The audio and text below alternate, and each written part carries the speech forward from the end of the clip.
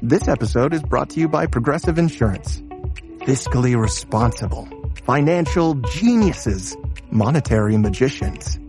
These are things people say about drivers who switch their car insurance to Progressive and save hundreds. Visit Progressive.com to see if you could save. Progressive Casualty Insurance Company and Affiliates. Potential savings will vary, not available in all states or situations. The Dr. Sky Experience on the Red Apple Podcast Network. At 5 minutes after the hour, ladies and gentlemen, welcome to another exciting edition, as many of you tell us, of the Dr. Sky Experience. Proud to be and privileged to be behind this particular microphone as we continue to open the minds of many around the nation and around the world on some of the great mysteries not only of the universe, but some concerns that are down here on planet number 3, the Earth. As we continue to move through time and space, we always welcome you as part of the radio show. The contact number is always 1-800-848-9222. That's 1-800-848-9222.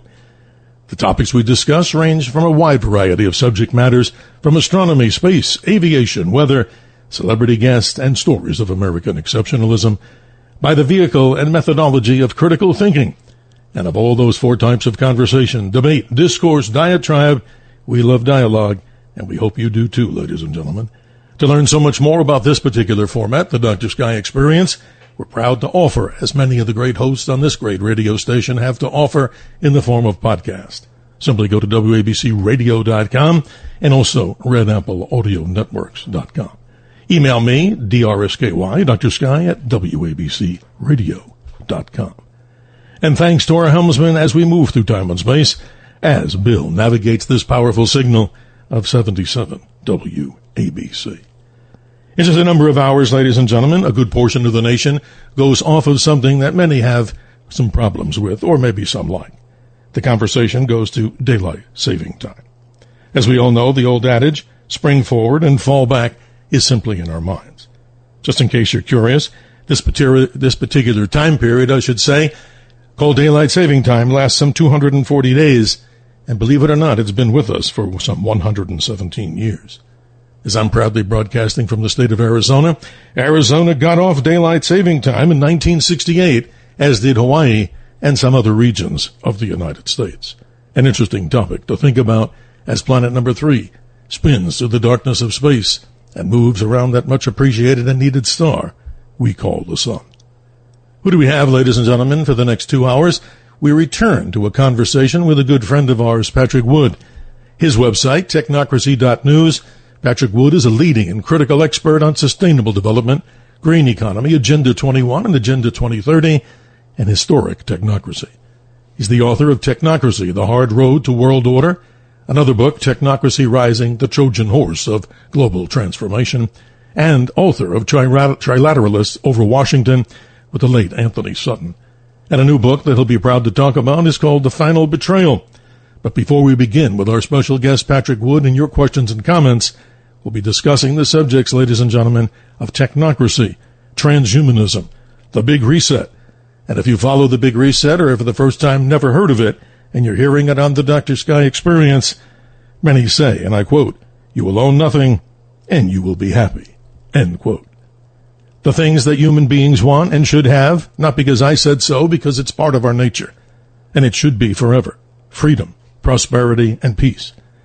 Revolutions which freedom made possible in the USA and other parts of the world, but particularly America, the Industrial Revolution, the Machine Revolution, the Transportation Revolution, Communications Revolution, the Energy Resource Revolution, and finally the Computer Revolution. We dig deeper into that thing called the Computer Revolution with our very special guest, Patrick Wood, as we welcome to the microphones of the Dr. Sky Experience. Patrick, thanks again for joining us as you become a regular here by popular demand. My pleasure, Steve. Anytime. I appreciate you greatly. You know, let's start off. You've written so many books, and obviously you're very proud of something. Let's, right out of the chute, talk about what people can get in the future, but going part and parcel with the subject matter that you so, very much expertly bring to the audience. Your brand new book is called The Final Betrayal. Talk about this, and why is it important for people to hear about this? Well, here we are on the anniversary of the election in 2024 when we elected a new administration, new president. And if you think back, just before the election, when everybody was so excited about making America healthy again, making America great again, I think everybody had some type of an expectation that somehow the country was going to heal. It's going to turn the hands of time back to sanity, economic policies that really favored the people. You remember those feelings? I do. I sure do. The populist movement was so excited to vote for Trump. Today, where did that all go? What happened in the meantime with all these technocrats, especially running around Washington, D.C., taking over the agencies of our government and introducing AI into them, creating an alternative cryptocurrency system, privatized, I might add. And do you get the idea that we've been betrayed? Well, absolutely, in so many ways, Patrick. You're right. But I want to go, and not to be too scholarly here, I want to mention something to the audience and hopefully have them chime in on this, because a major election is happening in what? In a number of hours as we talk about this in astronomical terms, in just a few days for the regular part, that we're changing mayoral positions in New York City. Mm-hmm. And what we're here to say is, ladies and gentlemen, this is an interesting thing, and let the people decide, because I hope common sense prevails. The opposite, ladies and gentlemen, of freedom is destruction and imprisonment. The opposite of prosperity is destitution. And the opposite of peace is chaos and turmoil. And not to put that as the main focus of the conversation. Obviously, people have a right to do what they want. But, in my humble opinion, and I'm sure yours, a lot of things are going off the train tracks. And let's get back to the conversation with you as to exactly what people can expect to hear in a brand new book that you've come out with called This Final Betrayal. And that sets the stage for everything we're going to talk about with our listeners. We thank them for being part of our radio program and being, inviting us into their homes and also deep into their minds. Well, we talk about the rise of technocracy, especially. This has been my specialty for, 15 years now, talking about technocracy, trying to warn the country of the dangers of technocracy. It's all over us at this point. But when we drilled down into this business of the final betrayal, we find that there's so many areas have been affected in America. It's not just one area; it's all over the place. For instance, what was Doge all about? Was there an ulterior motive to Doge? I don't know. You probably know better. The Department of Government Efficiency. We discussed the death of the American Republic. We talk about the death of capitalism. Capitalism has been under fierce attack in this administration. We talk about the rise of a state religion. That's really curious. Where did this come from all of a sudden? Well, we talk about AI and the algorithmic coup that's apparently taking place right now. We talk about scientific dictatorship, was coming at us from every quarter. And then especially I talk about the new international economic order. You might remember that was a phrase that was invented by the Trilateral Commission in 1973 when David Rockefeller and Zbigniew Brzezinski got together and they formed the Trilateral Commission. They said they were going to create a new international economic order. I've traced this from 1973 to the day, and this new international economic order is being formed right before our eyes. This is a total betrayal of American trust, the American voters, everything American, and even our constitutional republic is in jeopardy right now, for sure. But anyway, this can't stand. What people need to understand, there's been an orchestrated attack, a multi-pronged attack on American life and everything that we hold dear in this country. Wow. Patrick Woods, our guest, ladies and gentlemen, for the 2 hours on the Dr. Sky Experience. His website, technocracy.news, and of course, 1-800-848-9222 is how to get in on the conversation about what subjects, in case you're just joining us and just tuned in, whether you're driving, walking across the room, or sitting in your lounge chair listening to this great radio station. Patrick, we have so many things to talk about and so little time to do it. I wanted you to go on. You write so much in the, depth perception area of what's going on behind the scenes. I give you kudos on this because a lot of people, of course, skip over these topics, and they're important to, I'm sure, not only our listeners, but so many others around the nation. Let's talk a little bit about what your perception is. 30,000 Amazon employees potentially to be laid off in the new year by the institution of AI. Now, before you answer or tell us, some people may think, well, wait a minute. That improves the delivery schedule for me or gives me a chance to get my order quicker, whatever. But talk about the human side of this. And as we talk about some of the concerns, maybe not 100% against AI, 100% of course not. What is this whole article about, and why should people be concerned? Well, we already know that Amazon has automated its warehouses just to the nth degree. They have robots moving all over the floor. It's mostly automated at that point. However, these 30,000 people that are going to be laid off, they were from middle management. These are white collar jobs, not warehouse workers. Okay, correct. So this is a level above the warehouse for sure.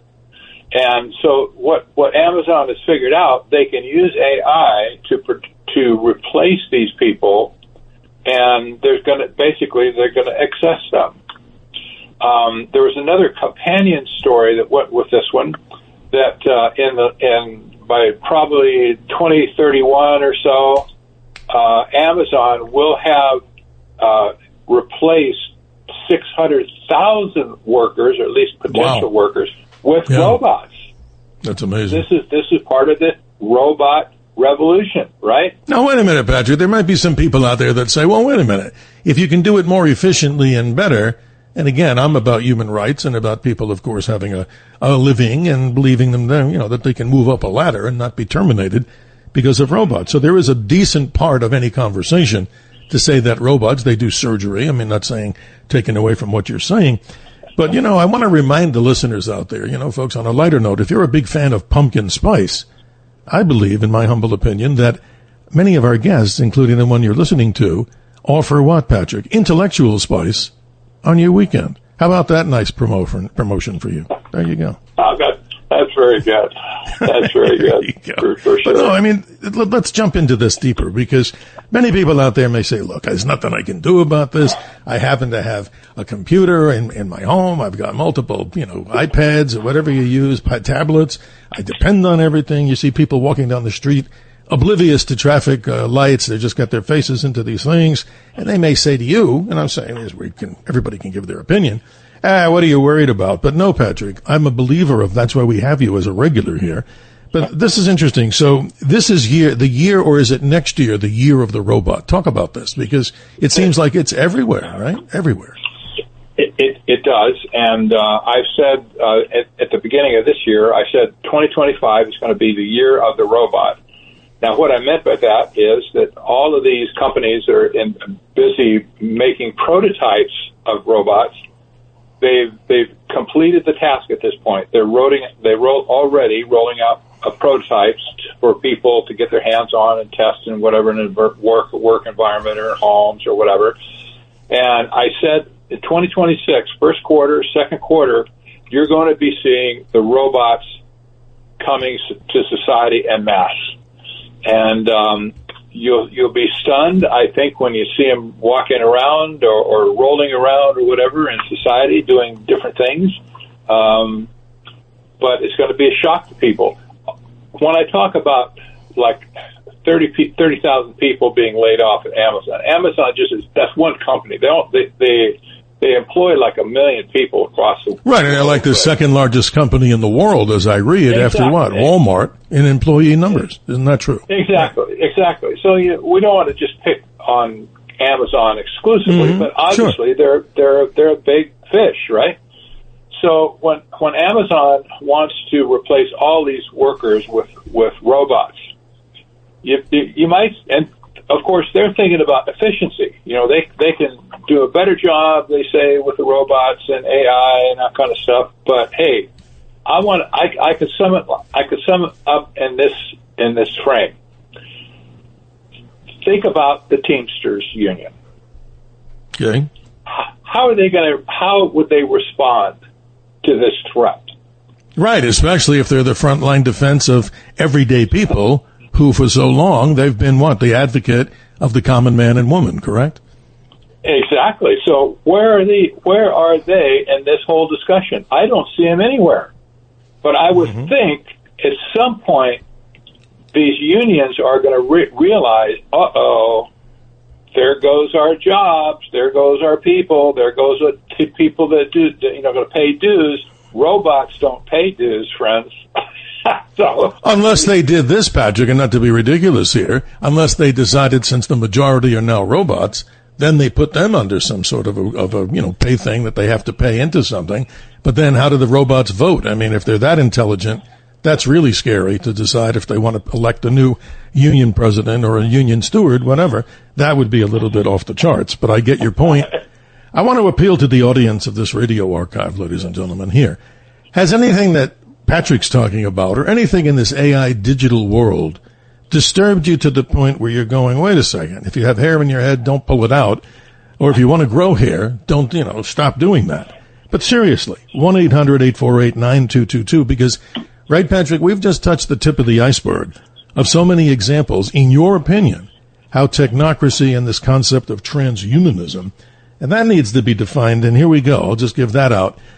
Transhumanism is a philosophical and intellectual movement, get a load of this, ladies and gentlemen, that advocates the enhancement of the human condition by developing and making widely available new and future technologies that can greatly enhance longevity, cognition, and well-being. Now, Patrick, if some people hear that, they may say, well, what's so wrong about having well-being? But you go deeper into this subject. Describe in a nutshell the whole concept. We talked a little bit about technocracy, and we ain't done yet, the concept of transhumanism.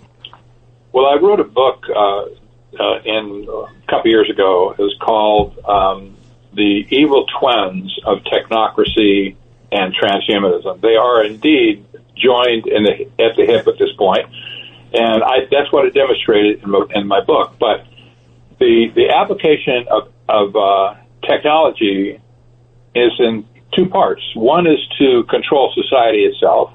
The other is to control people and the so-called evolution of the human race. And they at this point they're all based on the same scientific base, if you will. We won't go into it right now, but it's a certain type of science called convergent science that combines different disciplines to come up with this idea they could actually cure death. They're saying that death is just a disease. Well, we're in the business of curing diseases, so we can probably cure death. Well, this is a fool's errand, in my opinion, because they're never going to conquer death. However, this is the stated objective of this movement at this point is to conquer death altogether. Yes, longevity, that's part of it. But in their mind and their papers they've written over the last 25 years, they're trying to conquer death itself.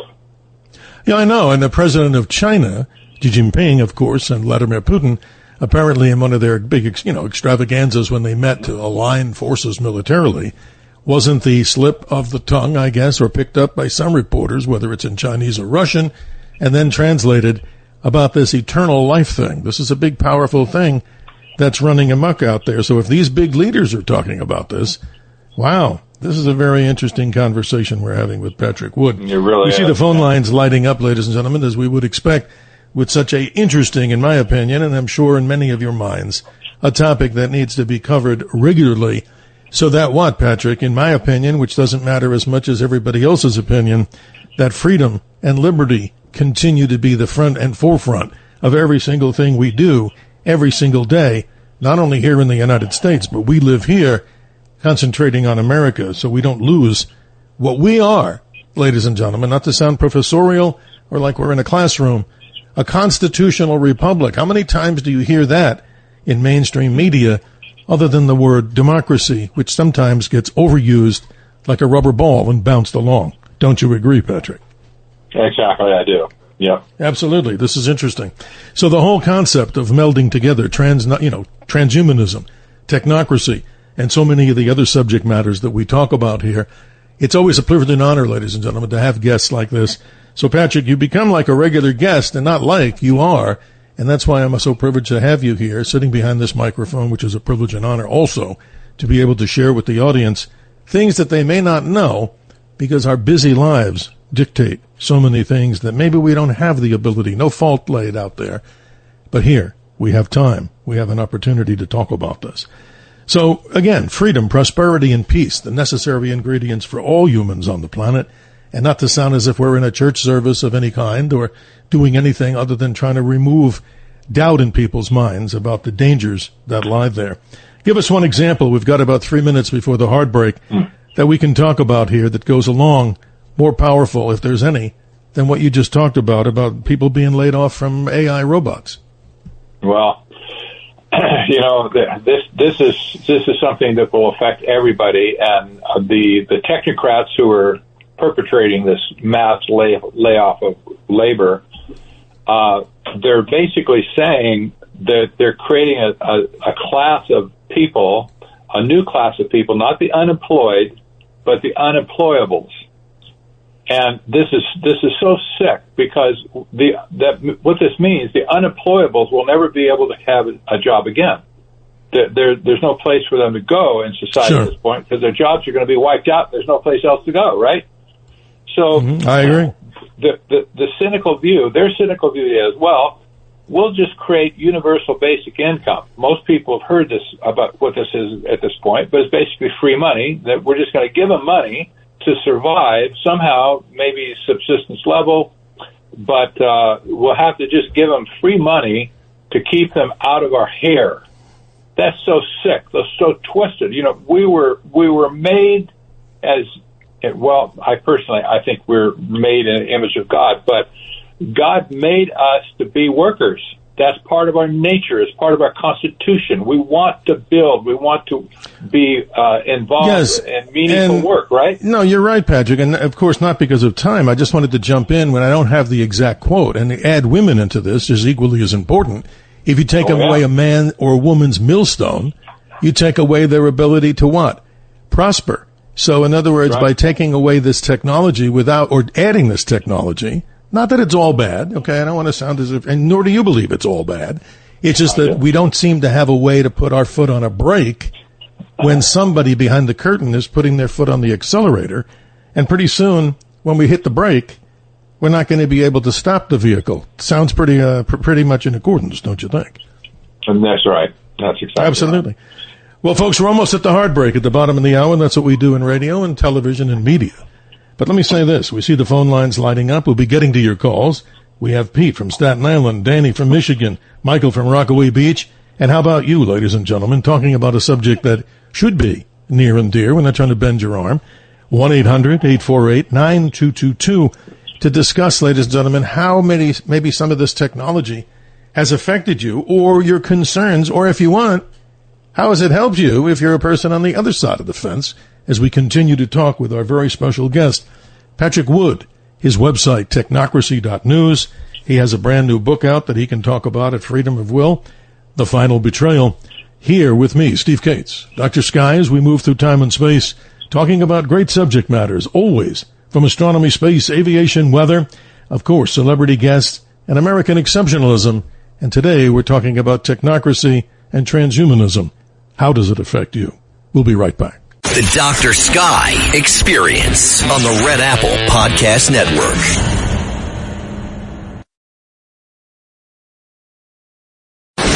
The The Dr. Sky Experience. Entertaining and informative. On the Red Apple Podcast Network. Totalitarianism and technocracy like to present themselves as the pinnacle of rationality and science. Again, from quote unknown. Gee, I wish we could get the people who actually said these. But more importantly, at 32 minutes after the hour, our special guest, and if you're just joining us, Patrick Wood of Technocracy.News. He's an author, an acclaimed speaker, and a friend of this radio show that we have on frequently to discuss the ills, in his opinion, or the concerns of technocracy and transhumanism. Let's go to the phone lines right now. On line one, we welcome Pete from Staten Island. Good morning, Pete. You're on with our good friend, Patrick Wood. Hi, Dr. Sky. I'm Patrick Wood. This is a little humorous with this changing the clock back and forward. Yeah. When I used to work, when I worked as a stage chef for NBC, they used to, when you had to move the clock backwards, it would dock me an hour. And then when they moved it forward, I would gain an hour.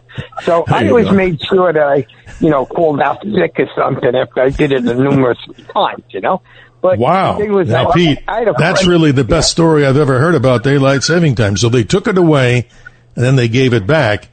But in all, you had to wait all those times, 240 days of this daylight saving time. So you must be a guy that doesn't want to see it anymore. Am I right? No, not at all, because it gets even funny. I had a friend of mine who he used to work at the Brooklyn Navy Yard and get up at 5:30 in the morning and go to work. So we were at his house.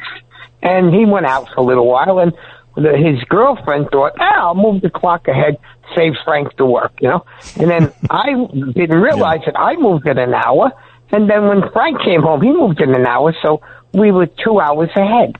So that morning, he went to the Brooklyn Navy Yard, getting about 5 minutes late, and he's banging on the gate, and the guard's going, what's wrong with you? And he says, I got to get into work. I'm late. And he goes, you're not late. You're 2 hours early, And we never heard the end of it. He came home. That's hilarious. He wanted to tell everybody. But that was it. I mean, now we got to put it forward, right? Well, not backwards, right? Well, here it is. Again, the old saying is spring ahead and fall back. So you go back an hour. So as this particular radio show continues, let's say, to 2 a.m. Eastern Daylight Time, normally, it'll be 1 a.m. And guess what we have as a surprise? Since obviously we have an extra hour, you'll be hearing a rebroadcast of a great show with some of our space friends. But is this subject matter, Pete, of concern to you? Let's go back to the subject matter, too, of what we have our guest. Are you concerned about any of this stuff with technocracy? And, tell me. I see people get heart attacks from this. I don't know. I could see the time change because basically I have a cat that he lets me know when it's 6:37 in the morning. But there you go. Well, let me say this, Pete. I appreciate your stories. That was an excellent rendition of daylight saving time and some good stories about how to put a smile on people's face. Thanks for being with us. We appreciate you on the Dr. Sky Experience. Let's say good morning to Danny, or Denny. Is it Danny in Michigan on line 2? Good morning. I can't read correctly here. It's been a long weekend. How you doing, sir? Good morning, gentlemen. Awesome show, and we have a new world champ, the Dodgers. But let me get into this quickly. With David Rockefeller, people have to realize about this guy was he was one of the major business guys. He was the head of Chase Manhattan Bank who modernized the Soviet Union's banking system. There was a big transfer of modern technology from the 70s and 80s into the Soviet Union, basically propping them up for a dead ideology and a dead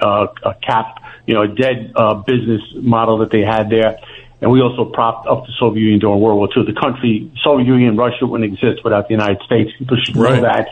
And also, we're worried about AI and everything, but AI right now is really helping out with all kinds of data breaches and stuff that are going on with businesses. It's helping to fish out all the bad players in there, which is good. We know we don't want to lose jobs, but I think we're going to pull out of this good. And even with this thing, TikTok, it was a big thing. The Chinese are running it. They have access to the United States. All right. It's now owned, it's U.S. ownership, but it's still not, it's still, a big win for China because it's still going, firmly inside of America, and that's what they want. But I have to tell you guys are very intelligent guys, but you guys don't seem to worry about open borders in the third world taking over our atomic nukes And well, let me say this, Danny, not to cut you short. I surely am. I know we never really focus on that, but don't think behind the curtain that we're not concerned about this. We certainly are. But in all due respect to our guest, let me get our good friend Patrick Wood to respond to the things you're talking about with the whole AI situation. Please continue, Patrick. Well, there's no doubt that AI has some uses, like security and research is another. I use it for research, and often I can coax things up that I have never seen before. They exist on the internet, but I couldn't find it before. Now I can. That's great. But at this point, the people behind AI, like the Mark Zuckerbergs, the Sam Altmans of the world, these people are setting up AI for nefarious transformations of society.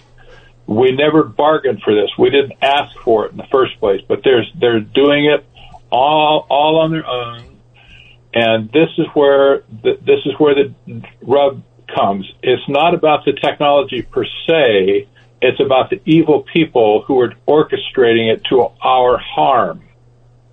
Last word from Danny. You go right ahead, my friend. And don't think we're not interested in those subjects. That's for another story, for another time. But I try to stay on more of the science and technology things. Your last response to Patrick, if you have one, go ahead, please. Okay, my response to the AI thing is, first of all, it's the left-wingers who want to destroy this country. They will use AI, but we have to slap them in the face by pulling the 65 Immigration Act, getting all the illegals out of here, and all those business visas and work visas that Zuckerberg and all of them get, and they downgrade American workers' pay. We have to go after that and put Americans to work. America first. Danny? Appreciate it, brother. I'm a proud patriot myself, and I'm sure that I can't speak for Patrick, but I'm almost guessing he is, like so many listeners out there. And we thank you for being part of the Dr. Sky experience all the way from the state of Michigan. Let's say good morning on line number 3 to Michael in Rockaway Beach. Michael, you bring a smile to my face because when I was little, I grew up in Rockaway Beach, and we lived in the early 1960s in one of the projects right along the beach. But don't ask me what street or avenue. I forgot. How you doing? It's a beautiful neighborhood. Thank you for taking my call. You bet. I want a couple of comments. The first one is that there's been the age-old problem of new technologies eliminating jobs, and it seems that we always figured out a way to create new jobs with the new technology. And to give you a point, a couple of months ago, one of the daytime shows at WABC had an expert on with Brian Kilmeade, and they discussed this issue with AI, and he brought up the fact that we need 750,000 electricians to service the AI industry, and to reservice robots. Okay. The robots are going to be needing, first of all, to be created and made. Secondly, they have to be maintained. They're not going to just continue working without being maintained. People have to learn how to adapt. I think that's good point. Good point, Michael. But go ahead. I want Patrick to respond because of limited time here, but we try to give everybody at least some fairness. Patrick, this is interesting. They need repair, and they need maybe a new whole development of technology and jobs opportunities. You're exactly right. This will be a one factor going forward for sure. There will be new jobs servicing the robots, for instance, servicing the AI machines, the computers, the racks of computers. They're unbelievable scale at this point. Yes, there's going to be some jobs created, but not enough at this point. There's no way there can be enough jobs to bring all these displaced workers back in the workforce again. This is what's happening today is not like when the automobile was, invented back in the early 1900s, and all of a sudden, the buggy makers, they went out of business. The whip makers, they went out of business. The stables went out of business, et cetera. Well, yes, those people were absorbed, but this time is different.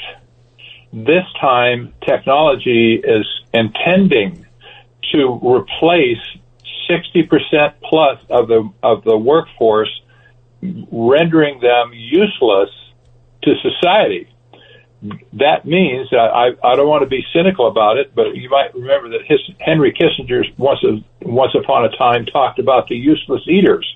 Other technocrats and tyrants over time have said the same thing. The useless eaters need to be get rid of them, basically. Well, Michael, you get the last word on this. Our time, we're up against the clock always, but appreciate you. Go right ahead, sir, if you want to make a final response. The point that they made, this expert, I just can't remember his name, was that we immediately need 750,000 electricians in this society, plus the ancillary businesses and technicians that they're going to need to support those people.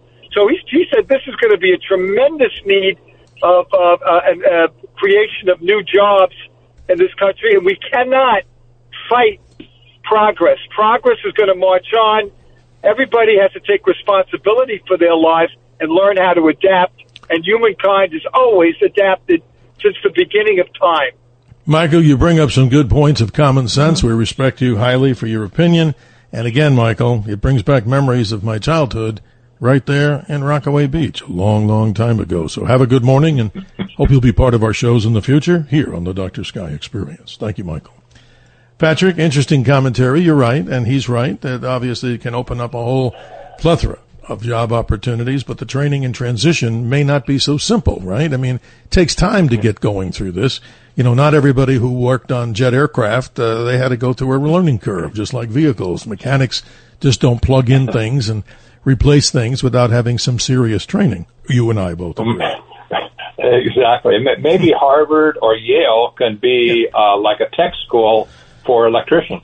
There you go. And you say it so well. But we're almost up on another break here. But this is interesting, ladies and gentlemen. Patrick Wood, technocracy.news. His website is, like I say, loaded with a plethora of information on this whole subject. You don't necessarily have to agree with everything we're saying, but we're trying to expose and bring it to a format, like a town hall. How about that, Patrick? Like a town hall where people can come, and they are, talking and sharing information in the form of what? Critical thinking. I love that. Because unfortunately, right, Patrick, it seems to be missing in a lot of things in this world. It would probably help us get along. And even more important, a very positive statement about common sense, ladies and gentlemen. So we're up against the break, Patrick, but we do see your calls, ladies and gentlemen. Lauren from New Jersey, Michael from New Jersey, the great state of New Jersey. And how about you, ladies and gentlemen, around the nation, around the world, 1-800-848-9222. We will be right back on the Dr. Sky Experience. The Dr. Sky Experience on the Red Apple Podcast Network.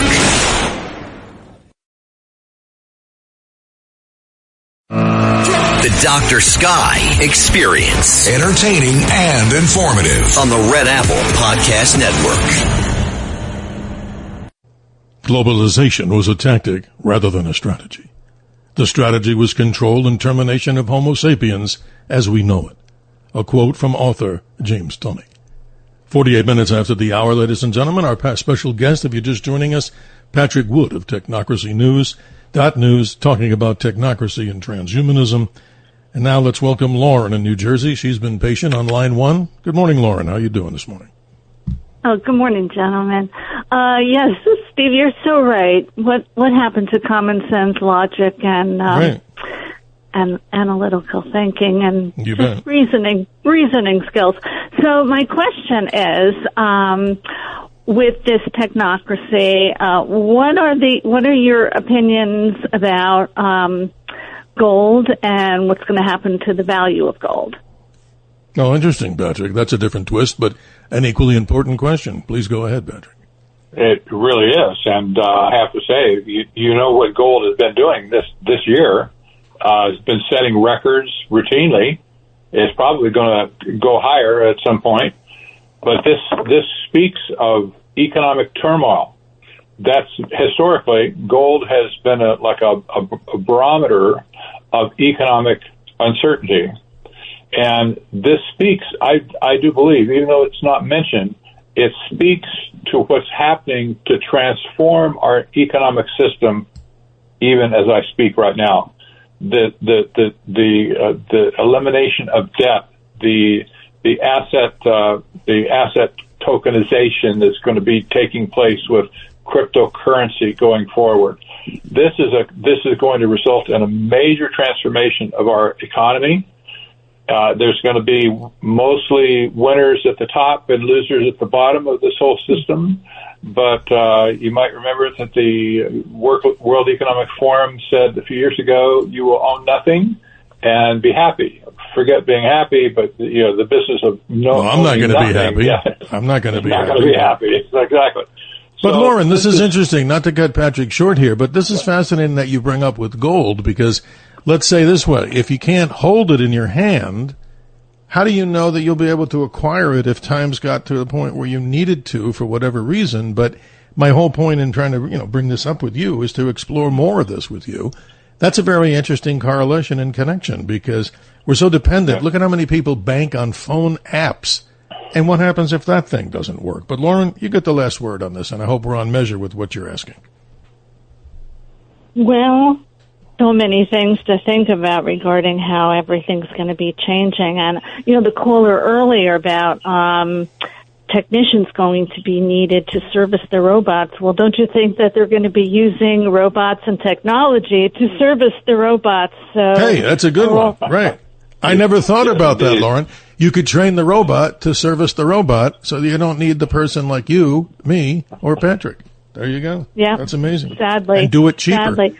And not have to pay union dues and not have to pay what? Pay medical insurance, because how many robots, Patrick, have medical insurance? That's an interesting thing. Right? That's right. Thank you. They have a service agreement, but not medical insurance. Lauren, thank you for being with us. We appreciate you. Thank you so much. Hope you have a great weekend. Let's go to line number 4 and welcome Michael, also from the great state of New Jersey. You're on with Patrick Wood. How you doing this early Sunday? Yeah, very well. I wanted to explain something. There used to be a show on TV called How Is It Made? And they would go to the factories in the United States and show how things were made. And I used to watch this show religiously. And one thing I noticed right away is that all of these factories that are left in the United States, the only reason they're still here and they haven't moved to China is because there's no reason for them to. And the reason there's no reason for them to was because they were like 95% already automated. The point I'm making is the factories that couldn't totally automate went to China. The ones that are left now are completely automated, practically. So as far as AI is concerned, AI has been going on since the 1950s when they got rid of elevator operators. The main thing that's going to hurt this economy isn't AI. It's cheap slave Chinese labor, because those factories will never come back, and the ones that are here are already automated. So people are so scared of AI. AI is finished. AI has already happened. Interesting. Let Patrick respond, because you bring up some very interesting points here, Michael, things that really shock me too, and you're right. Look at all the so-called slave labor that's around the world, and obviously that is something that, that's a big concern. But Patrick, go ahead on this, because I find it fascinating. Well, I agree with a couple of points for sure. The factories that stayed here versus going to China, they were largely the ones that successfully automated in the first place. So you're absolutely right on that. However, now that labor has been kind of normalized in China, and China has been leading the race to implement robots everywhere in society. They're going to be staffing now their production lines more and more with humanoid robots. This is going to change the nature of the labor shift, if you will, and no longer will companies go to China necessarily to get cheap labor. They can get it all right here with robots themselves. Yeah. And but you bring up a good point that we haven't considered how robotics has already affected the labor market worldwide. That's a good point. Well, Michael, a closing comment from you as we wrap up hour number one here, if you'd so desire, and I appreciate you being part of this. It's interesting to listen to people in shows that are, well, they're expressing their opinions, and they bring a lot of intellectual information to us. You get the last word, Michael, if you're still with us. Go ahead. Yeah, another point I wanted to make out is people in the United States are under the impression that the factory owners that kept the factories here are patriotic because they didn't want to send their jobs overseas. They said, God bless America, and we support it. Baloney. They are greedy, money-hungry slobs, just like the ones that sent the jobs to China. The only difference is, like I said, they automated the factory, so they found a cheaper form of labor than Chinese slave labor. So there's basically no hope. Everything that your guest is saying is correct. Things are only going to go downhill in this country. You're going to have a super rich class and a super poor class and nothing in between. And God help us, nothing can save us. I know that sounds very pessimistic, but that's reality. No, that's why we have this open forum, and I appreciate you, Michael. I hope you'll be part of our shows in the future on all these different subjects, because I'm not the know-it-all of all time, and that's why we have guests. I'm the humble host. I could describe myself, and maybe it's a poor example right now, when you're trying to be an air traffic controller. God, do we need them? And we certainly hope the government reopens. That's another subject. But I look at myself as an air traffic controller trying to bring the different names and different subjects like airplanes in and out in an orderly fashion. But you've helped us do that, Michael. So thank you, and hope you have a good weekend. Appreciate your time. Well, Patrick, wow. See the listening audience? Incredible. They bring up some very timely topics, importance to this particular show, particularly this nation and other peoples around the world. But I'll say it again, Patrick, I know you'll second the nomination. What human beings want is freedom, prosperity, and peace. And obviously, through all the revolutions which have taken place, the freedom ones here, which provided freedom, and freedom was made possible. This is quite interesting. You get the last few words here. We're almost at the top of the hour, but please continue, because this is important. If we take away people's freedom, prosperity, and peace, what do they wind up having? The opposite of freedom? Destruction and imprisonment. The opposite of prosperity? Destitution. It sounds negative, right? Peace. The opposite is chaos and turmoil. Take it away, Patrick Wood. Well, I have to say, I don't want to be just stroking you, but I really appreciate the overnight audience. Yeah, so do I. Stations like this. Right. I've never been able to put my finger on it, but there's something different about people who listen to talk radio at night, in the middle of the night, especially. I don't know what it is. Because they're a family. They're a family, and it's a very interesting family. And let me say this again, not to sound cautionary here. Nobody has to agree with us. But as long as we do this, I mean, I'm trying to, not stroke the audience to do what we want, but dialogue. We're going to have a debate on the air. Well, this isn't the time for it. Debate's great. A discourse, you'd be turning the radio station off if we had a discourse or diatribe. And if you're not familiar with a diatribe, folks, that's somebody who's going to go on and on and on and just read something. So what do we like, Patrick? Obviously, people would seem to agree. Dialogue in the form of critical thinking. And boy, is that missing in many ways. I'm not the expert, but common sense is the whole bottom line, right? Well, I think I've seen more common sense in the last hour than I've seen probably in a month. Well, there you go, Patrick. So folks, stay tuned. There's much more with Patrick Wood in between the break. If you want to go to technocracy.news, you'll know that this gentleman has obviously put his life into this, and this is his prima facie reason for being, right? I'm saying that I'm giving you a compliment. You're not out there doing 3 or 4 different jobs, and you would if you had to, but bringing this to the forefront, you do so much in the realm of doing public presentations. I've been to some of yours. I know you, so the audience knows that we know each other. Obviously, I would make sure that whatever guest we have, and the audience has given us some good ideas too. Like last night we had, less than 24 hours ago, a gentleman talking about what's happening with the concept of contrails. And that's an interesting subject. The great mysteries of why are we not seeing contrails during the downtime of the government shutdown, as opposed to the opposite. More with our special guest, Patrick Wood, ladies and gentlemen, technocracy.news in hour 2. Your calls are much appreciated. 1-800-848-9222. We'll be right back. The Dr. Sky Experience on the Red Apple Podcast Network. The Dr. Sky Experience on the Red Apple Podcast Network. At 5 minutes after the hour, ladies and gentlemen, welcome to our never-ending conversation about the great mysteries not only of the universe, but of subject matter that can affect us in our daily lives as we continue with the Dr. Sky Experience here on Talk Radio 77 WABC. If you'd like to get into the conversation, it's 1-800-848-9222. If you missed our first hour, our special guest as we continue to talk about technocracy and transhumanism, who better to talk about it, is Patrick Wood. He, of course, an accomplished author, a public speaker, and one who does his own training camps on subjects like this at technocracy.news. Yes, ladies and gentlemen, as we continue with this conversation, I mentioned before at the top of hour number 1, the Great Reset may be very much and very well underway, in which, according to many, and I quote, you will own nothing and you will be happy. People around the world, particularly here in America that we talk primarily to, want freedom, prosperity, and peace, and God help us if any of those freedoms are taken away. Patrick, welcome back. Let's continue with some of the callers that never got through. We have John, I believe, in the Bronx. Good morning, John. You're on the air. How are you doing? Good morning, Dr. Sky. How are you?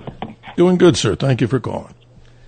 Yeah, so I was listening to one of your other listeners, and she mentioned about repairing robots that repair robots.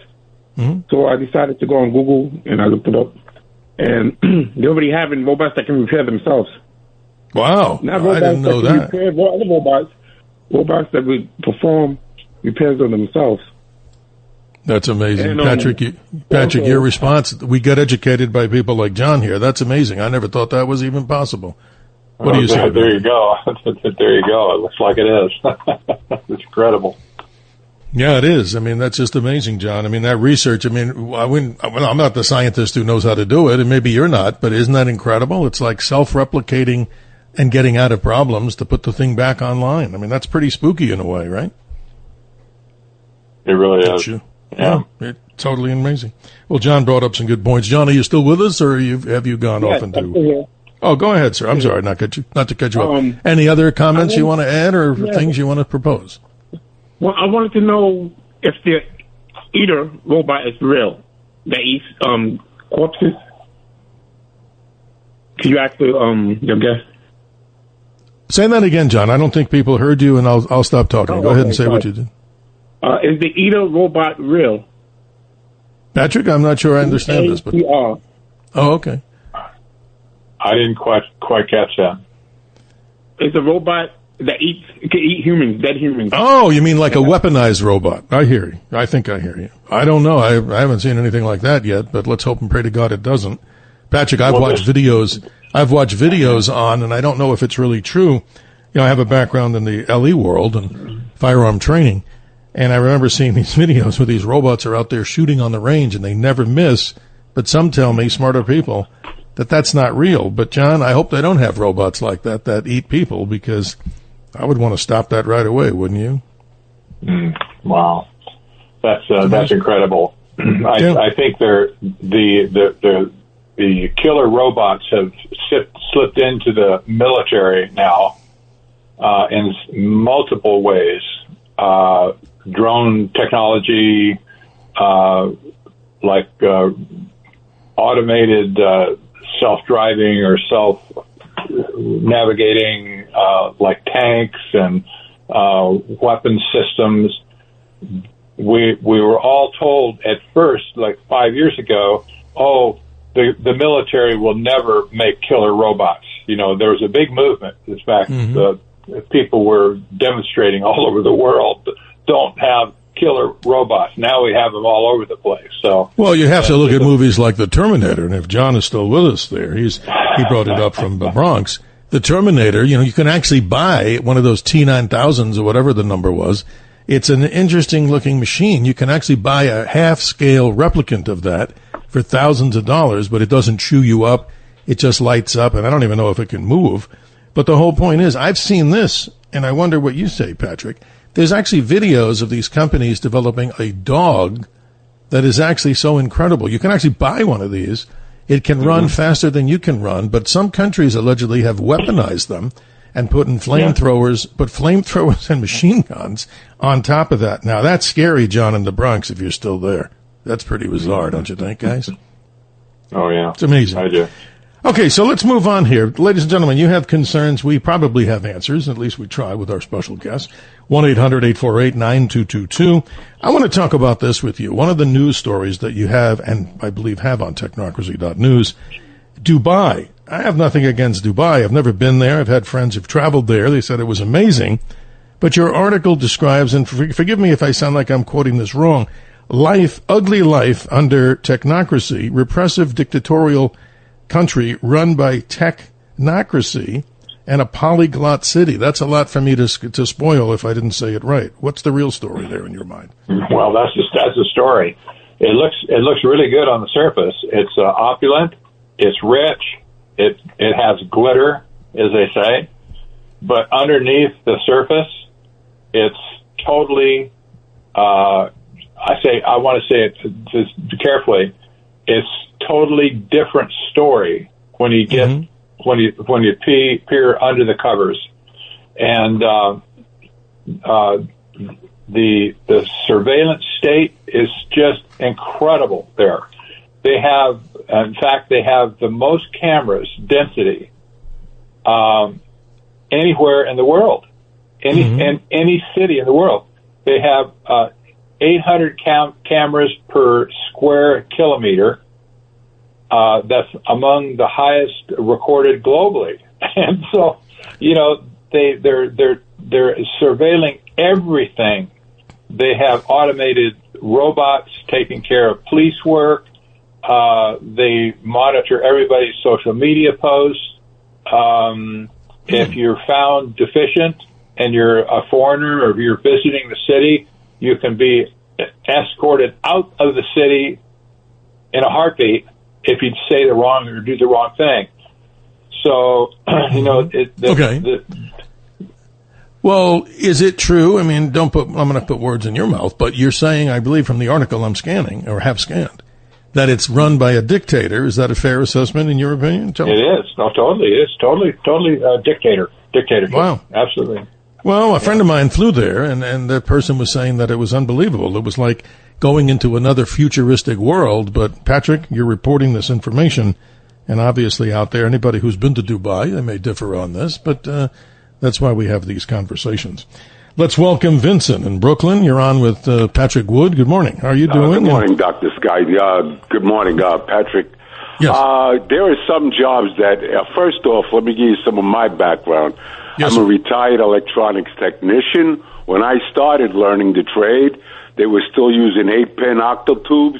Then they went to peanut tubes, discrete transistors, and that by the time I graduated, just when the space program, like in 1979, that's when they say the world went digital, the first microprocessors. Yes. And what I'm saying is that for every door that's closed by AI, a new door opens up because you're going to need technicians to service these devices, and there are some jobs that AI is never going to replace. And I'll give you an example. Please do. Okay. I had a leak in one of my apartments. I called the plumber. The plumber came over with his assistant. He was the master plumber.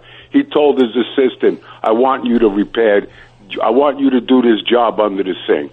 And as the assistant was doing the job, the master said, no, do this, that, and the other. By the time it would take you to get a robot up there into the apartment under the sink to do that, it would be a waste of time and money. So you got it.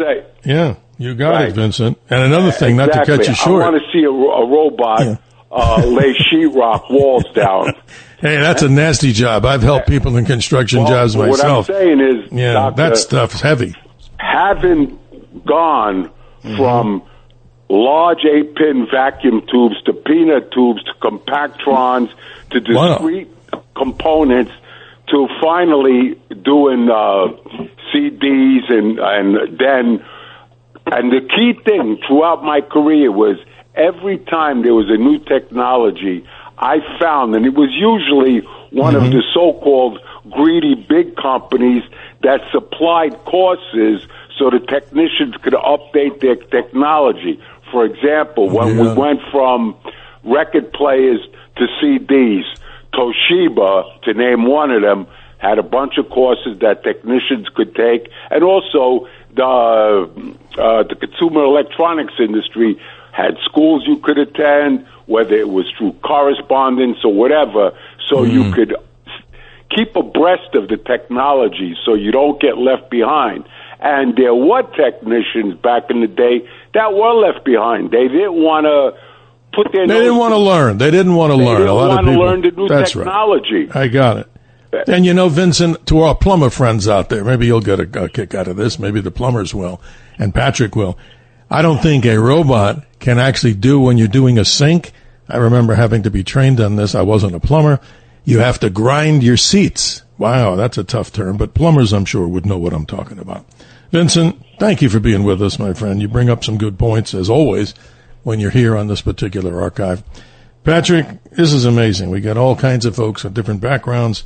And obviously the point that we're trying to come up with, I was, educated just moments ago by another caller about the ability for robots to heal and repair themselves. That one sounds really sci-fi, doesn't it, Patrick? It really does. But this is on the block right now, and people are talking about it in the industry. And they're talking about self-diagnosing robots. In fact, your car has the ability. Modern cars today have the ability to diagnose themselves.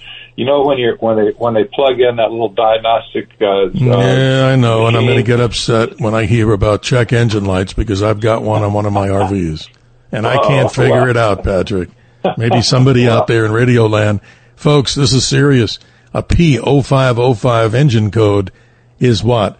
It's an idle speed control motor. I've replaced them twice. Checked the wires, did a smoke test. And guess what, ladies and gentlemen? This is not a car repair show, but I thought I'd get that out on the airwaves. What do you think, Patrick? Well, that's a great story. It is, and it's a problem. You made my point. Well, there you go. Hey, I want to talk about something here.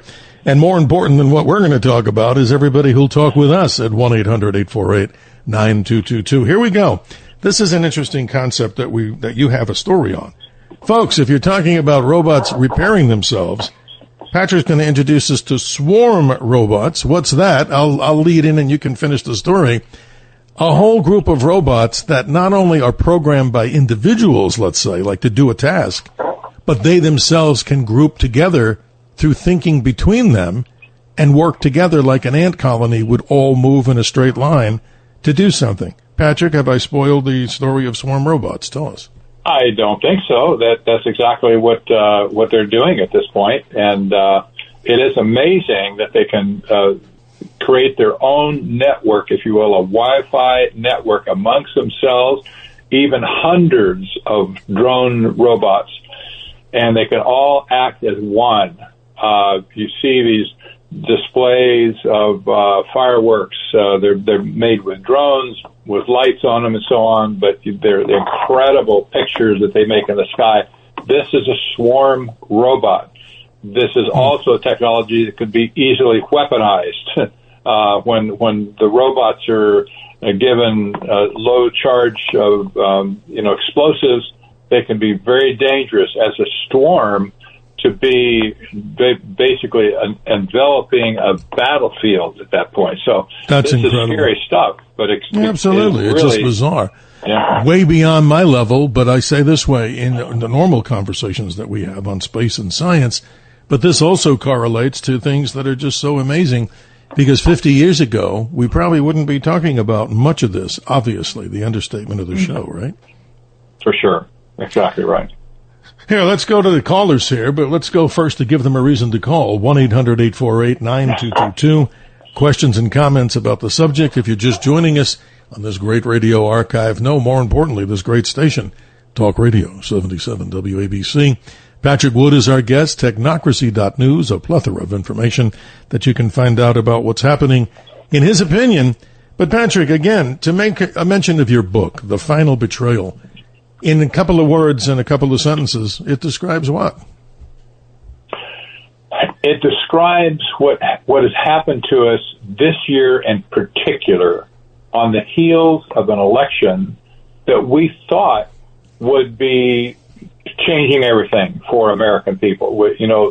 The populist movement before this last election was so hopeful that America would be set right again, but it hasn't happened. And it's worse than not happening. It's been accelerated in another direction, totally antithetical to where we wanted to go in the first place. And this technocrat class in Washington, D.C. that basically have taken over the machine that runs our country, they're trying to drive it into the ground, and this is not what we bargained for. This is a betrayal of the trust of the American people. Well, it's interesting. The president's agenda obviously talks about new prosperity and such, and people obviously, well, maybe not everybody, understands that these things take time, and he's also said that. So give us more specifics on who and what department or what group, I mean, you've alluded to this, is really the one that's changing the direction and the antithetical sense of what was supposed to be happening that most people heard. What is it? I could use an example. For instance, this Department of Government Efficiency, supposedly run by Elon Musk. It wasn't, but nevertheless, it is what it is. He put his people into this machine, if you will, and the Doge department sent teams into every agency of our government to take over the data in those agencies and put the data in the cloud so that it could be eventually taken over, management of the whole data cloud by a company called Palantir, co-founded by Peter Thiel, by the way. Mm-hmm. And Palantir had the overall contract at this point, like over $300 million to manage this whole information set that's been put in the cloud. This was not the intended purpose of Doge in the first place, but this was the secret agenda. We see it clearly now that the data that was contained in all these departments, including your tax data, your health data, your HHS data, it doesn't matter. All this data now has been transitioned into the cloud, away from the agencies that had it in the first place. It's interesting. Let's continue with the callers as we move toward the hard break at the bottom of the hour and moments away. Let's say good morning to a regular here. Back Tim, Robert from Philadelphia. You're on with Patrick Wood. How you doing down there? Hey, how you doing, Dr. Sky and your guest, Patrick Wood? I appreciate you guys. Thank you. Real quick, Dr. Sky, since you made them repairs to your cars, have you disconnected the battery? I sure have. Oh, yes, okay. I have. Okay. And I have a brother who's and I know this isn't a car show, but hey, it's better than a bad cooking show anytime. But here we go. Well, this is interesting, Robert. I knew it wouldn't. No. You're limited knowledge. No, that's okay. No, we can talk about this because it's electronics and it's a baffling problem. But to make it simple, yes, we've done that. And my brother's a master tech, one of those certified AS, whatever they call those guys. Not what I thought I said, but ASCM, whatever they are. And we've done everything, including plug in the computer. We replaced the whole new car computer and went through with a little meter on every single wire from a diagram. So I don't know. I guess I'm kind of befuddled by that.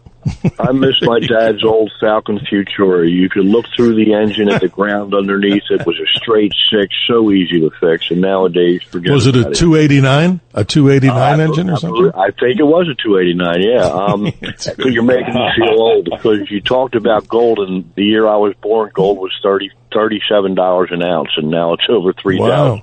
But at any rate... Well, Robert, I'll share this with everybody. I'd be worth in my weight $16.2 million, but I'll let the audience figure out what that, how many pounds I am by doing the math from there. But please continue with your questions and comments about what we're talking about. I could actually do that. It would take me almost a minute without AI, okay? But at any rate, the reason why I was calling is you and your guests were talking about transhumanism, and I know that is a growing thing, and I know that in the human population, as big as it is, you will find people who will volunteer for virtually anything. So I know it's coming. my problem isn't with the control, because that's always a problem. I'm very much in not wanting people to have undue control because they happen to be a tech wonk at a certain company, but my concern is more with the interface. Are we logical enough to truly interface with technology? That's really my question. Well, thank you, Robert. Always enlightening. Go ahead, Patrick, because we're almost up at the hard break. And appreciate you, Robert. I thank you so much. Here we go. You bet. This brings up a really interesting point. With AI now at risk of superseding the intelligence of a human being, even all human beings, where do you go from there? If the machine is all of a sudden smarter than you, where does that leave you? Exactly. How can your mind keep up with something that's superior to your thinking process? This is the big problem. I hear you. This is amazing, Robert, and everybody listening out there. I mean, these concerns, Patrick never makes this stuff up. I mean, he's been doing this too long, and it's not a matter of telling you that, AI is no good. It doesn't mean that at all. It means that the whole concept, you put the whole thing, it's like part of the entire ingredients when you're making a cake or something. We're talking about not all the components of the cake are the problem. It could be that the finished product, if it's put in the wrong hands, right? There's also concerns, and that's why we're having you here to talk about that. A very powerful subject at this particular time because, look, I don't want to sound like I'm, completely angry at anything, hardly. It's that everywhere you go, we're so dependent on these technologies that, we had other guests in the previous weeks here on this radio archive that were talking about how easy it is to break down the entire communication system. How the attacks in New York City, particularly our home base, where they were talking about SIM cards, maybe sending out millions and millions and millions of, messages, text messages, and interfering and maybe shutting down the entire grid of communications through cellular. Not stuff we're making up, right, Patrick? Just to be concerned about what are the brakes on technology, because the accelerator seems to have a cinder block on it in many people's estimations. A good analogy or not? I mean, I think I'm right. You're absolutely right. You're absolutely right. It's interesting. And this is intentional as well. And we have other callers, ladies and gentlemen. We haven't gotten you on the line by now. After the hard break, we promise we'll do our very best in the continuance of our conversation. It's 1-800-848-9222. And I wonder out there, people in different states, new callers too, as much as we appreciate everybody who are in the regular basis of our conversation. We really appreciate you. But how about somebody out there that's maybe never called this particular radio station? The power of Talk Radio 77 WABC at 1-800-848-9222. And Patrick, we have so many things to talk about here. I mean, I have a whole litany of things, but why don't you do this? When we come back after the break, why don't you take the lead and jump in? I don't want to be the one steering this. You have so many things that I think in the order of priority that I think everybody out there needs to know about. Because again, ladies and gentlemen, not to be overly repetitive or sounding like we're doing some sort of a, diatribe here, freedom, prosperity, and peace are what most people tell us that they want, or that what's enshrined in our own Constitution and what this country was founded for. But look where it's all going. And if we don't watch it, we may lose it. And what did somebody say? I don't know who quoted this or said it. If you don't know what rights you have, you'll never know what rights you lost. Right, Patrick Wood? Oh, boy. Isn't that the truth? We'll be right back on the Dr. Sky Experience. The Dr. Sky Experience on the Red Apple Podcast Network.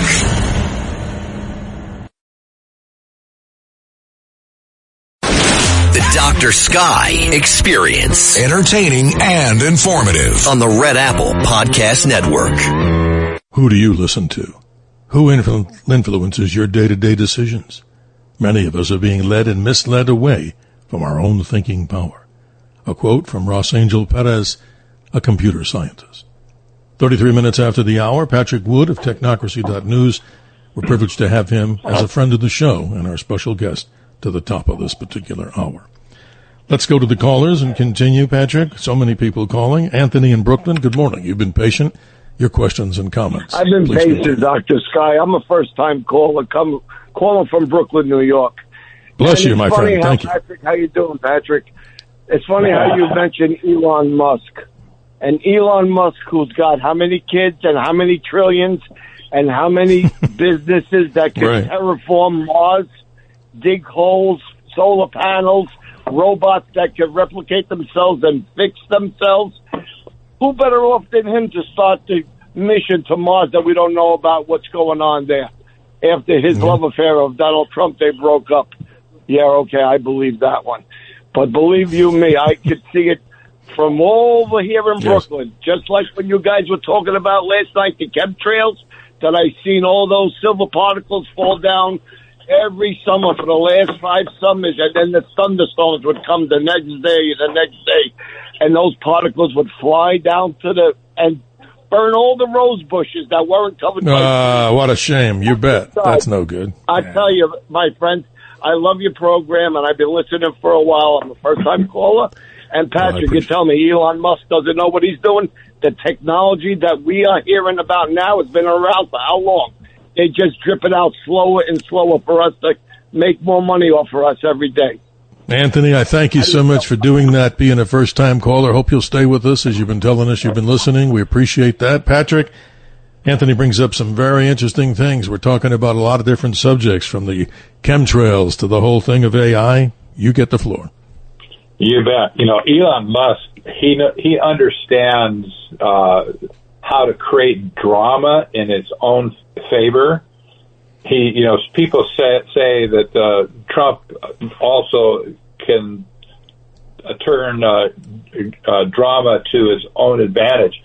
Elon Musk is a master of that, and we see him in a tiff with Trump, but then we see him getting hundreds of millions of dollars of contracts from the government to do exactly what he said in the first place. He's going to basically take over the government with AI. Right. So there's theater here going on, and you can't trust your eyes anymore.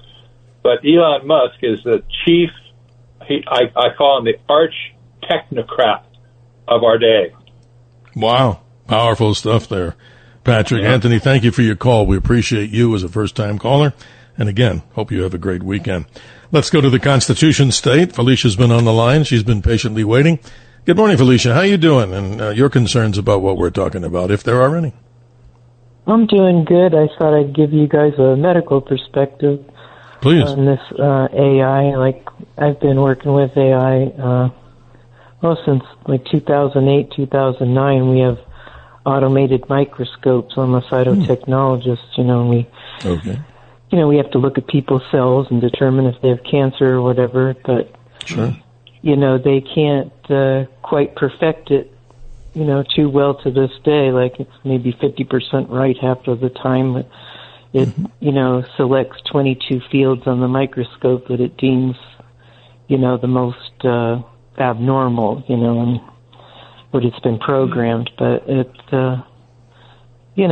been going on since 2009, but it's, we still can't get it that good. Like, I think pathologists will be around for a while, but if you're a radiologist, you're in trouble, because I think they've perfected it to the point where, it's, more accurate with AI than, an actual doctor. Some doctors' positions, I think, are going to be... Are you a nurse, Felicia, if you don't mind me asking? Are you an RN or in that field? No, it's called a cytotechnologist. It means specialist of the cell. Like, I'm kind of the gopher for a pathologist. I look at the slides that the pathologist does. And I think a lot of it is stemmed from insurance. Like, they have all these new guidelines, which is just awful for people. Like, they say if you're over 60 years old, a woman doesn't need a pap smear anymore. I mean, it's just god-awful because that's where most of the cancers are. I take your word for it. I mean, you're the one who knows this, and you work in this environment. One positive thing I can think Patrick would agree on, Felicia, is that I had a right knee replacement. I don't like to talk too much about my medical situation. I'm healthy. But that was done, as you probably know better, with a Da Vinci AI assist machine. And so far, I can still walk, but... Felicia, you bring up some good things. There are benefits. That machine. I work with a microscope, so I'm just saying. Oh, wow. automated with microscopes for, since 2009. But, I think they still need the actual profession because it's not that good. Like, they can't... Nothing replaces the human, 50%. Felicia. There you go. I'm hearing it loud in your voice. So far, so good. Well, God bless you. Let me let Patrick jump in, and you two can have a quick conversation on this. Patrick, I think she brings up some good positives on how this whole cycle, there's benefits to the AI, but let's not replace the individual with their abilities to do things that maybe AI is not ready to do. Exactly. There was a recent study that was released. It was peer-reviewed, by the way.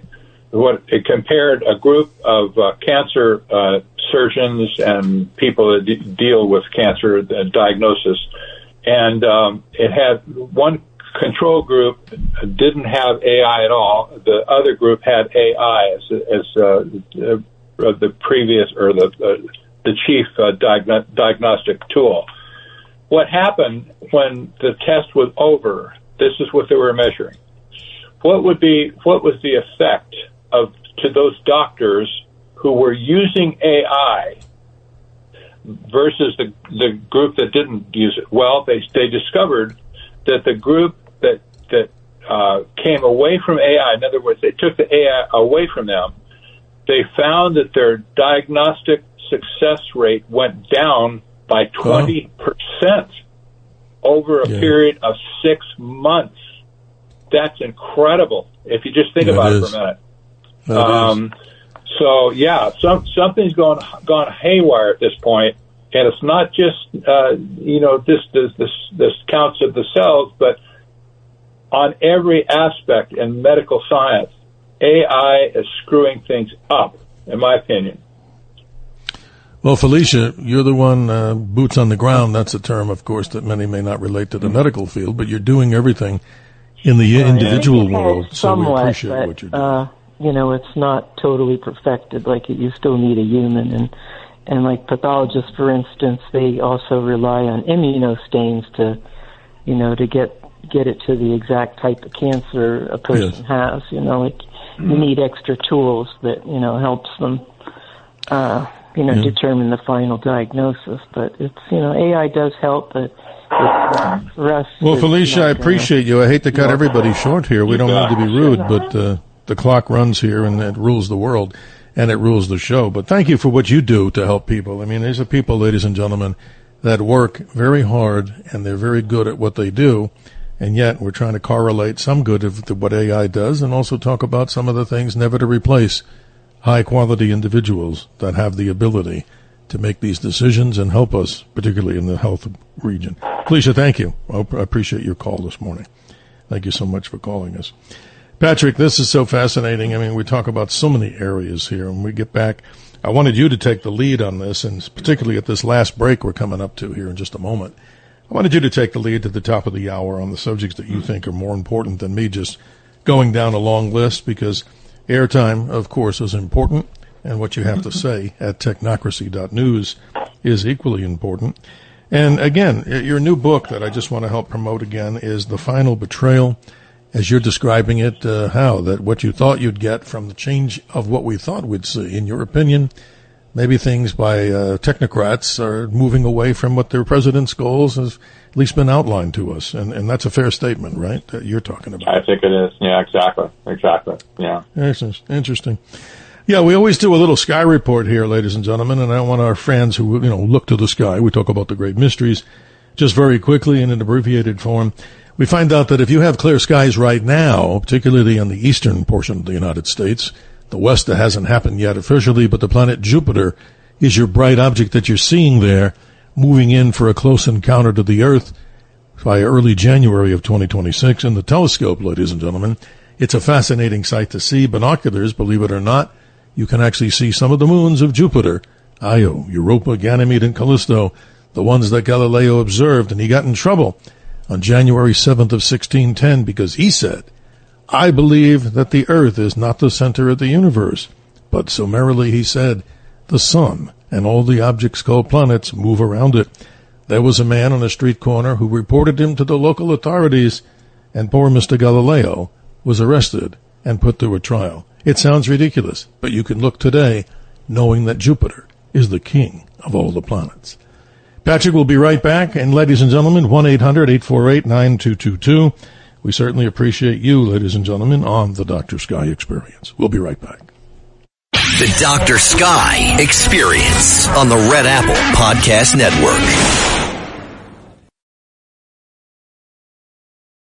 The Dr. Sky Experience. Entertaining and informative. On the Red Apple Podcast Network.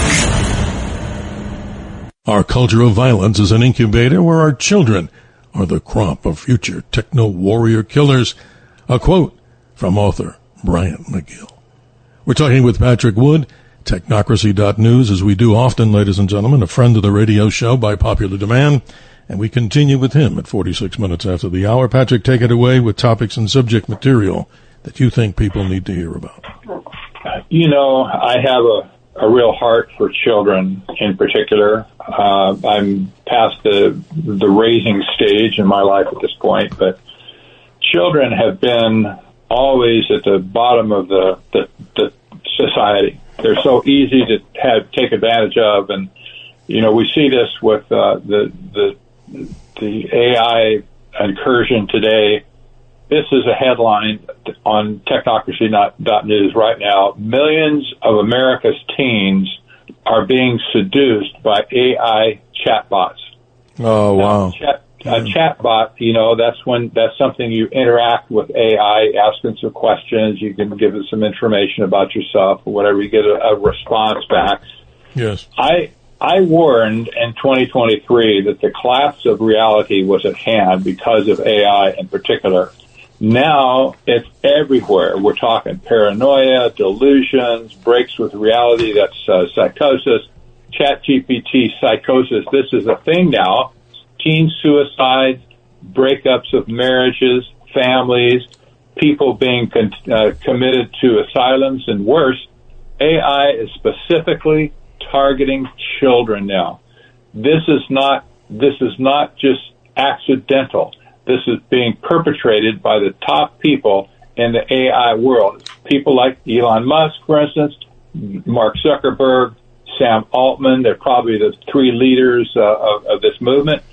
And they're targeting children now with these chatbots to get them on their away from their parents, away from anybody that could help them.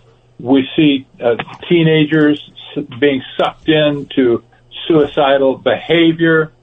It's absolutely incredible what's going on. No, it's a horror story. It's a horror story with like a train wreck there from what you're describing. But Patrick, in the interest of time, and again, I'm cutting you off, and I beg your ability to change this, and I apologize. Let's go to the callers because we always want to get as many on here. Let's say good morning to Mike from Queens. You're on with Patrick Wood. Thanks for your patience. How you doing this morning?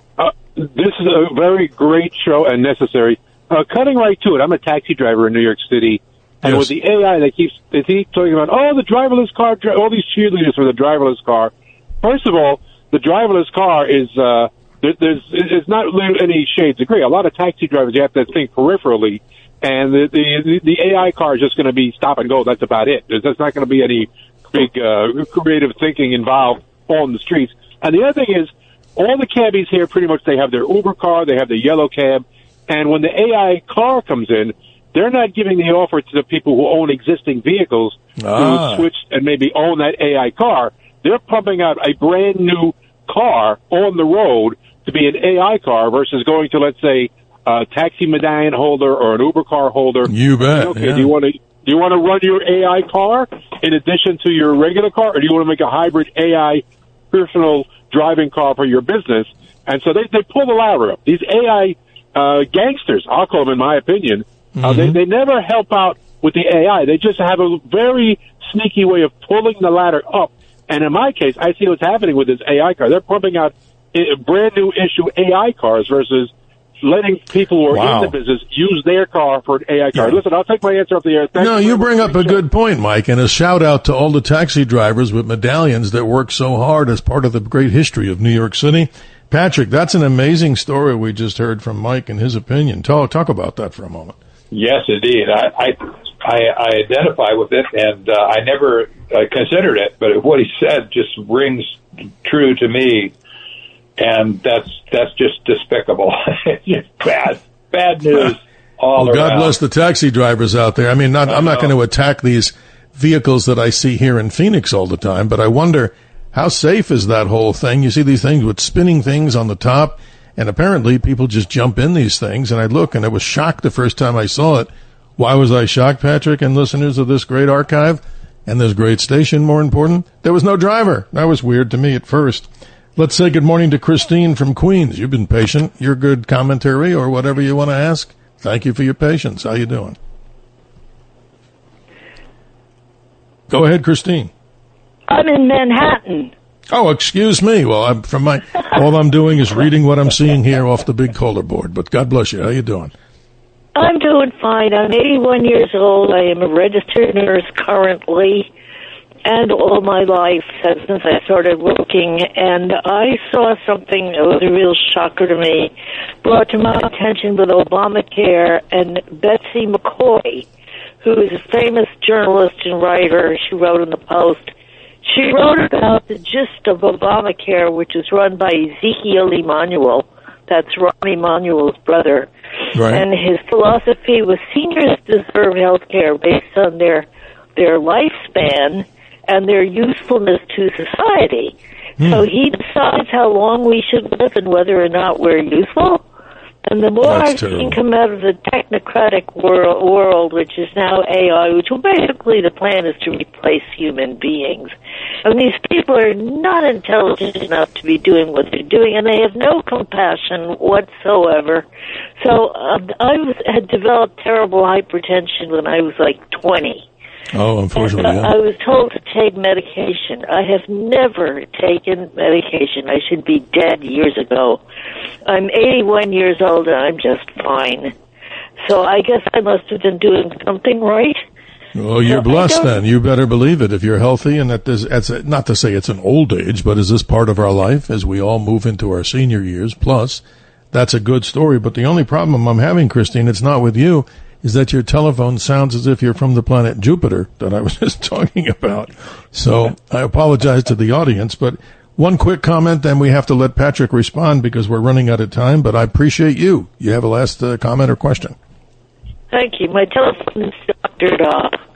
That you'll just have to take that. I know about this.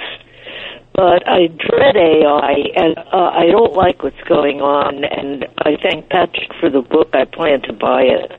God bless you. Thank you for your time. And I know these phones where, they're trying to get rid of the POTS lines nowadays instead. Well, God bless. The two wired phones are still important, but that's another subject, Patrick. But respond to Christine. I think she brings it up very good in so many ways in critical thinking, as we talk about there. Go ahead. Exactly. I think she probably just stated what a lot of people are thinking, maybe the people maybe over 60 or so, that they're thinking about AI and the effect it's having on society, and the things that it's going to do to us in the future.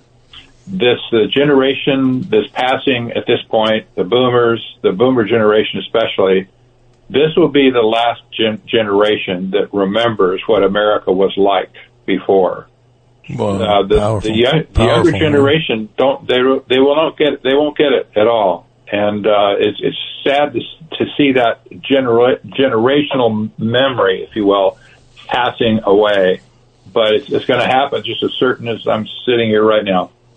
Well, Patrick, I don't want to be overly repetitive to the audience since we're doing this in dialogue, but the three big tenets that what mankind is seeking, once again, folks, I don't think there's any argument, and I'd love to hear an argument: freedom, prosperity, and peace.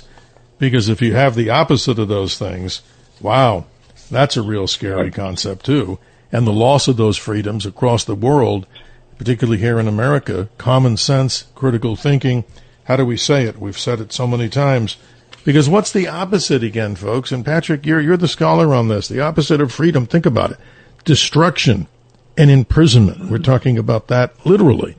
Prosperity, the opposite is what? Destitution, and the opposite of peace is chaos and turmoil. Who the heck wants that in their life, right? I mean, common sense would tell you, do everything you can to stand up for your rights. Go ahead and think about this stuff, ladies and gentlemen. And then, Patrick, give us some hope for what people can do about this, because that's, we hear so many people, I'm not attacking you, but you hear so many people talking about the problem. But what can we do collectively to help solve this problem or help protect our rights? I'm trying to answer this question in my new book, The Final Betrayal. It's a very dark subject for sure. But until we're willing to face the beast, if you will, we have no opportunity to take it down. And I've said this for years and years at this point. If you don't know who the enemy is, you'll have no chance to defeat it.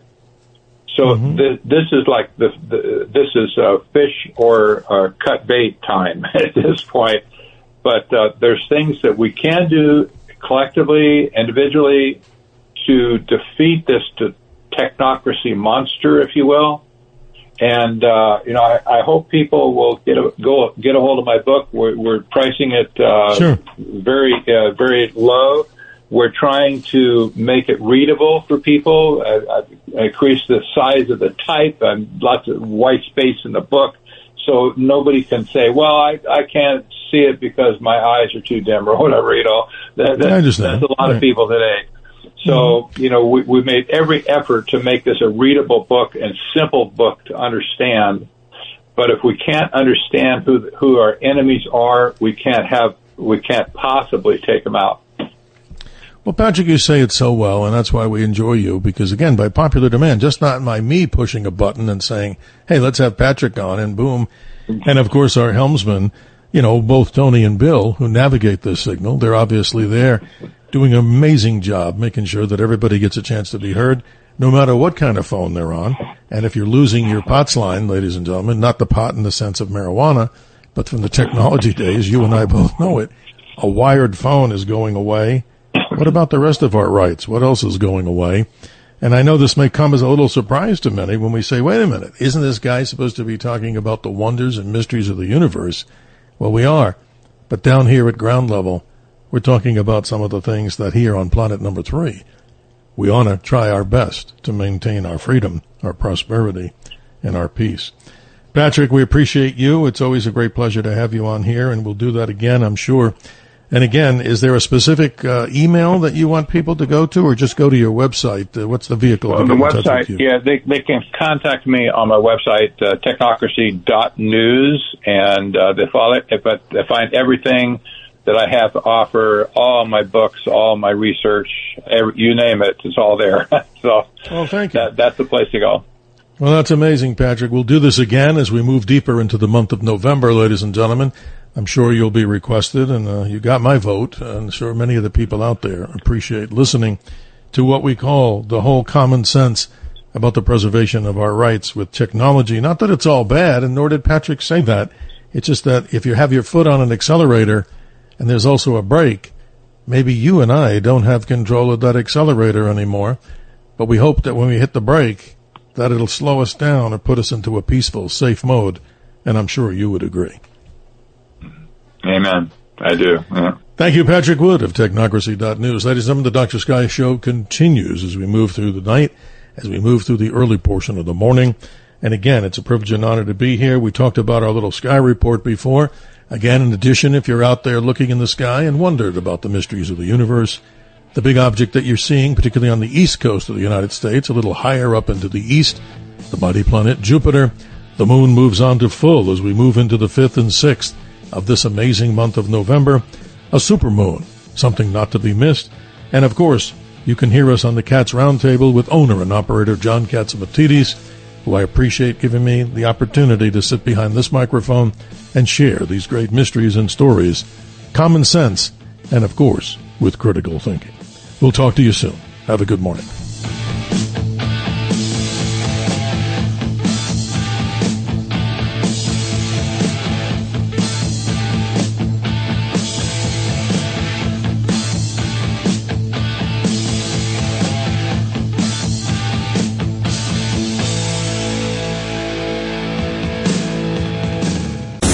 Thanks for listening to the Dr. Sky Experience. You can hear the Dr. Sky Experience Saturday mornings, midnight to 2 a.m. If you like the podcast, share it with your friends and listen anytime at WABCRadio.com and download the WABC Radio app. Hit that subscribe button on all major podcast platforms. Plus, follow WABC on social on Instagram, TikTok, Facebook, and X. See you next time for a new episode so you never have to wonder, what the heck is going on here?